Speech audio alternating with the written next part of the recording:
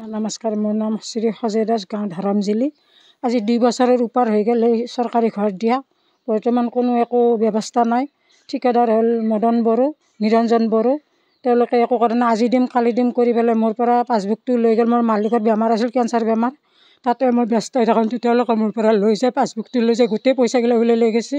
নিয়াৰ পিছত মই থানাতো এজাহাৰ দিলোঁ। বৰ্তমান কোনো একো ব্যৱস্থা নাই। গতিকে যদি একো ব্যৱস্থা কৰি দিব নোৱাৰে তেতিয়াহ'লে এই ঘৰটো ভাঙি লৈ যোৱাটোৱে তেওঁলোকৰ খুচি। আৰু মই এনেকৈ খুজি মাগি হ'লেও কিবা কৰি থাকিম আৰু পূজা বনে যদি একো উপায় কৰি দিব নোৱাৰে ঘৰটো তেওঁলোকে ভাঙি লৈ যাওক। এইখিনিকে মোৰ ক'বলগীয়া আৰু। হয়, আমি ধৰমজুলি জংঘল গাঁৱৰ পৰা আমি কৈছোঁ, গাঁৱৰ বাসিন্দা হয়।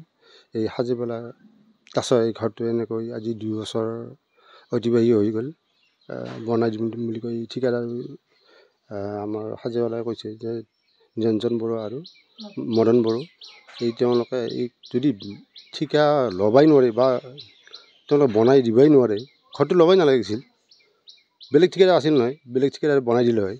আৰু সেই একেলগৰ এই ৰাস্তাৰ ইপাৰ সিপাৰ এই অজিত দাসৰ ঘৰ হৈ গ'ল। আজি তেওঁ 1.5 বছৰ হ'ল তেওঁ সেই ঘৰত আছে এতিয়াও।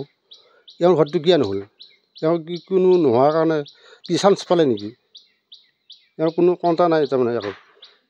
ইতিমধ্যে থানাটো বোলে তেওঁ জানমতে এজাহাৰ দিছোঁ।